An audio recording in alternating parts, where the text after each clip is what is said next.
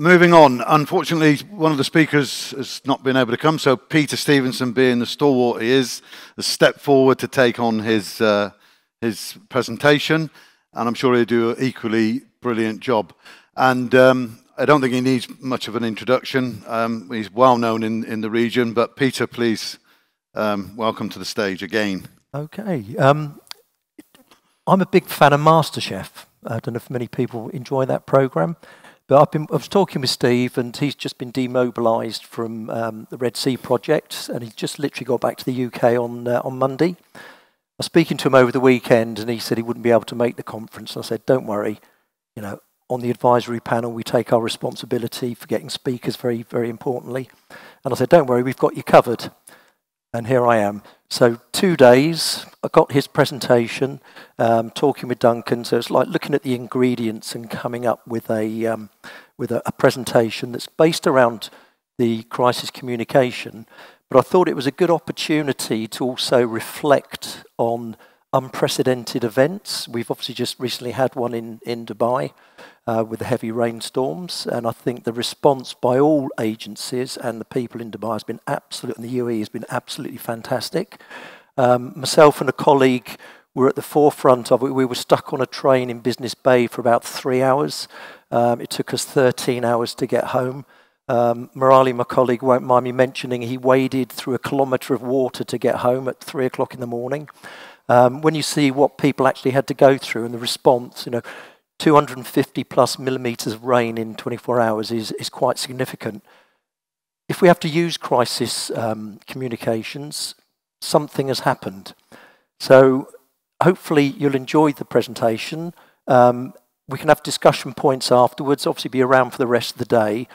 I'm going to move forward. I wanted to keep the spirit. Steve was Steve Actor was Deputy Commissioner of London Fire Brigade, and he was Gold Command at the Grenfell fire. But I just wanted to look at some of the things we need to look at. You know, we need to define what is an unprecedented event. Look at the crisis communication strategy. You know, if we have a good strategy in place, fantastic. Hopefully we never have to use it, but we need to be ready in the eventuality. I also wanted to look at a bit of the backdrop, because, you know, within the built environment, we can quite often work in our own silos within design teams.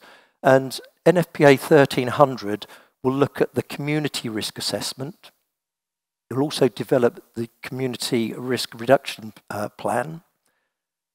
But you also need to look at what is the vulnerability assessment within the area that you're looking at. It could be a building. It could actually be it could be a computer system. It's all system-based. There could be vulnerability anywhere. Also look at the threat assessment. They are very finely intertwined. But to develop the communication strategy, you really need to understand all the eventualities that are in place. Make sure you've got the resources, the equipment, the personnel, etc. I'm also going to touch on international standards. That'll be very, very brief at the end, because I don't like getting too sort of bogged down in standards. On the screen there, you'll see the web of blame as delivered by Richard Millett, the KC King's Counsel as he is now, for the Grenfell inquiry. And this purely is all to do with the building and the built environment. I actually had 2 other slides, but it was very congested. And I thought, well, this one gets the point over. There was also a complete review of high-rise buildings in the UK, and also looking at the design process within the built environment. So the fire, no doubt, was an unprecedented event, but also the aftermath of the event had mammoth repercussions involving changes in legislation, procedures, etc. So that just shows where the blame within each team involved in the building actually ended up.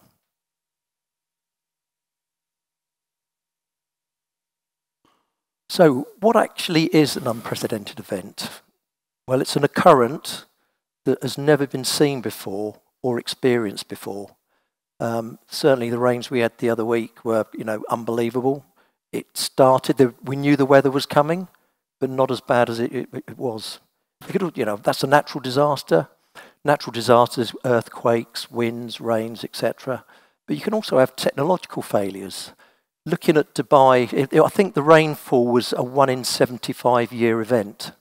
Now, Dubai 75 years ago and the UAE 75 years ago was a different place to what it is now. What would be the impact of a catastrophic power failure? Going back, Terry will remember Coronation Street.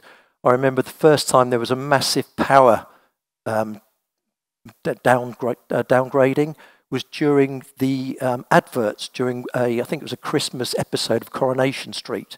What happened? The power suppliers didn't understand that people would go and put the kettle on when the adverts came on. All of a sudden, the whole infrastructure in the UK was sucked of power, an unprecedented event. So those sort of things are now sort of factored in. You can have technological failures and also societal and economic issues.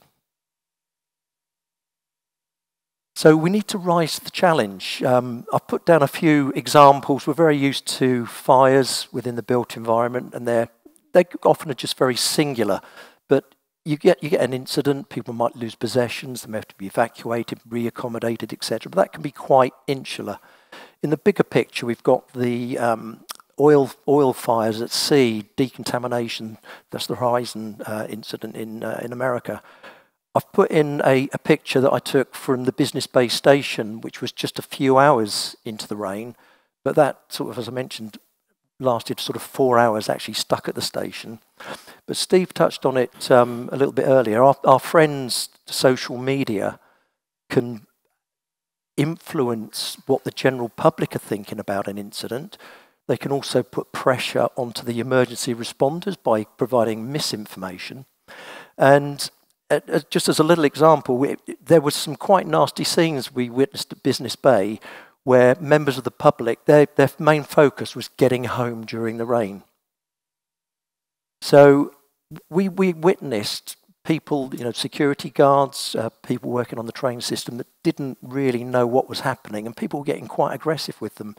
So I went and spoke to it wasn't actually the station manager, but I suggested that there is a fire mic. Why don't you put one piece of information out that might be 50% correct, and everyone gets that message at the same time? And, bless, they actually put a very basic message out, which actually calmed the situation. So that was actually very sort of quite positive. But, you've got to ensure that things are robust during a crisis. So, the preparation, the response, and preparing for success rather than accepting failure. And I always worry about the social media because misinformation is worse than no information, I think. So what is a crisis communication strategy? Well, it's a strategic approach corresponding with people, organisations during the disruptive event. So it's actually something that's pre-planned. You don't know what's going to be coming. It's almost like being the scrum half in rugby. A ball's going to be thrown your way and you've then got to distribute it out to where the opportunities lie. So you've got to have a pre-plan in place. You've got to know how to respond and how to recover after the event. And the reason I'm going to move on to talk about some of the other codes, particularly within the NFPA, is they do actually address this. So when a standard's in place, it does set out the ground rules for actually having a process in place that you can actually work to. So why should we bother? Well, it's all part of the overarching risk management. This looks at protecting the brand, whether the brand is at government level, district level, city level, or within an organisation. You'll look at life safety, the financial implications. Reputation and brand is critical in this era. A piece of bad news can affect stock market prices, whether people are actually going to come and visit your resort locations, etc. So you're building confidence both internally and externally within an organisation. It will look at the business continuity. We'll all remember COVID. That was a local and a global scenario. And that was a very dynamic situation. I think the ramifications are still hitting us to this day. And it can also impact on legislation at government level and also at local level policies within organisations. So when it works and when it doesn't, why can it go wrong? Well, quite simply, there is a fine line between success and failure. And quite often having the plan in place and pre-rehearsing with all key people is most important. So why can it go wrong? Leadership, it's not their priority. They're more worried about the P&L, the bottom line, you know, making the profits for the business. There's a lack of a risk management culture. Planning, no plan in place, fundamental mistake. When an incident happens, if you haven't got a plan, you don't know who to turn to, then it can go horribly wrong. No practicing, exercising, testing, or training provided. Again, basic thing to do, but if it's not in the plan, it will fail. The speed of delivery, the agility, the short and long-term effects, making sure the response is ready, and, you know, making sure things are there, good to go. It's got to be a two-way thing, so you know you can get stuck on transit or lacks transparency. You know, if you just talk to people and not really sort of listening, what sometimes it's better to listen when you've got all the information to hand, then make a correct decision rather than just being very, very reactive. Look at the staff you have. Your staff, everyone's staff, they are stakeholders within the business and during any sort of crisis or operational response. And often the staff are the last to know, which is quite tragic. Really, they should be the first to know. The plan should be disseminated down through organisations. And business as usual, there's a fine balance, public versus private priorities. So it's, you know, making sure the balance is there. So the key to success is simply put down to the leadership, looking at the culture and the priorities, which we've already touched on. Planning, business continuity. I'm sure there's a lot of organisations that have business continuity plans on the shelf that maybe get dusted off once a year, where there should be active plans. I used to work for Network Rail in the UK after finishing my fire service career, and tabletop exercises were fundamental to the operation of the rail infrastructure. And making sure that communication plan dovetails into the business continuity planning. And I've already touched on testing and exercising. It is important, it's meaningful, and it identifies where there are pockets of extra training and requirements needed. So very important to maintain the clear, accurate communication channels and provide timely updates to all stakeholders during an incident or during training. And I think if you can get it right in training, it doesn't necessarily mean you're going to get it right on the day, because you never know what the unprecedented event might be. If you focus just purely on maybe a fire, a flooding, and you get a power outage, it's a different type of scenario. There's different risks. I think one of the biggest, it would be interesting if we didn't have the rain, but we had a complete internet blackout for a week in the Middle East. I think that would probably upset people more than, you know, been flooded for a couple of days. You know, it's just perception and what is important to people. So, on the top right-hand corner, you can see mental health support. Now, that's a big focus within these 6 areas. Risk assessment should be fundamental to any pre-planning, knowing your risk, and then developing your plan. Using data, you know, if you're working in a new greenfield site, or, you know, certainly in some of the projects like Terry's working on in Saudi Arabia, there actually isn't too much data. There isn't the evidence of fires. So, you know, you're building new gigacities, so you've got to make some assumptions, and quite often the assumptions are taken from North America, from Europe, maybe not relevant to the Middle East environment. So there has to be that local knowledge as well. Collaboration and partnerships are key. Working with a range of global organisations can be positive. Sometimes one of the frustrating things I find on projects in the region is working with design teams that are coming from UK, Europe, America, Australia. All have their familiarity with codes, but maybe not the local nuances. So it's very important that collectively there is that understanding of what is fit for purpose within the relevant area. And it's very important to share resources, expertise, and the strategies that are developed.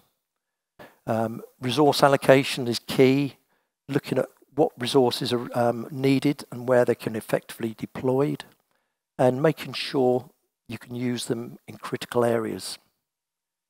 Adaptability is very important. Sometimes you've got to, particularly in a crisis, you've got to be able to react very quickly to a moving goalpost. Be prepared to adjust your plans. If you've not prepared, then unfortunately you may just follow that route that's written down in the strategic plan and not have that flexibility to respond. I think that's one of the good things within the emergency service sector, that we are used to the unknown unknowns, so we can adjust very quickly. And what you implement needs to be scalable. What may start off as a small incident, and it certainly happened with the rain, a bit of rain was coming, then it got worse, and then it became critical and impacted on all resources across the whole of the UAE. Learning improvement is very important as well. You know, you've got to look at the outcomes and revise plans. A plan and a strategy should be dynamic, should be adjusted as and when, and the risk assessment will feed into the plans. So you could actually have a plan that's evolving on a daily basis. And build resilience against future events. Now, it'd be interesting to see, as I mentioned, you know, sort of 75 years ago was the last heavy rain in Dubai. It's a different time frame now. Nothing to say it couldn't happen in 2 weeks' time. So I think, you know, it's encouraging to hear when Terry mentioned that a lot of civil defence officers today are discussing with government offices what needs to be done to make sure that we can be resilient in the future. Very quickly looking at NFPA 1300. Now, this is something that I think is very important, particularly within the region, to have a basis to look at the community that we're serving, where we're designing buildings, so we can make sure that we've got the relevant equipment. What type of incident could happen? Do we have enough personnel? Do we have the personnel and the equipment located strategically in an optimized position? And do we have the facilities to house all this correctly? Do we have correct MOUs for escalation of incidents? So all these things need to be assessed very quickly. And quite often, it's very difficult if you haven't got data to work with. It's understanding what we have, what we know, and then what we need. And if we don't know, if we haven't got data, then it's very difficult to actually undertake that assessment correctly. But we need to identify, prioritise, define the risks, and look at the potential impacts on the overall community. This could be the building stocks, community service organisations. We need to look at the demographics, economics, geography. There's a whole host of things that need to be addressed, because every single one of those factors could evolve into an unprecedented event. And if we don't understand that, then we could have some serious issues. Within the NFPA 1300, they do look at the high priority risks, and some of those will involve within a community things like hospitals and schools. You know, if there's, you know, they are technically high risk buildings to a community risk plan. We've got to look at the probability versus the impact to make sure we've got the resource availability. Looking at risk reduction strategy. If we can design risk out, then I think we're doing a fantastic job as designers. And then the ultimate outcome of that is civil defence won't be responding too much to an incident, because we've got it right at the design stage. But we should never assume that. We've got to expect the unexpected. So who can assist with the goals, resources and strategies? You know, even not-for-profits, the community can rally round in the time of crisis. And there's the 5 E's for community risk reduction, enforcement, engineering. You can see those on the screen in front. These are all considerations that need to be looked at whilst building the plan, because the risk assessment is only part. Risk reduction ultimately is the key. So quite a new standard, NFPA 3000. This is to do with the active shooter and hostile events response. First came out, I think it was in 2020, as a publicly available standard. It's now there as a full standard. This is an ever-increasing threat. You can see from the pie charts the types of locations that these can happen, and unfortunately, these are big events that do hit the news a lot. So the actual response, the risk assessments need to be in place, and these again dovetail into the community. This is a separate exercise to a community risk assessment. It's actually down to individual buildings, whether it's colleges, government buildings, etc., to look at their risk and their vulnerabilities. So lessons learnt, the public had no information on where to go or what to do. And this is one of the dangers, if it's not coming from government or the local authorities or the incident commanders through their crisis communications, it will come from social media, without a doubt. That's probably going to be the first level of information that people realistically get, which can actually hinder operations. People are unable to locate or find out the status of loved ones. If you get a message on WhatsApp saying there's an incident down at the local school, and your child's at that school, I can bet you'll be straight down there, irrespective of whether that's correct information or not.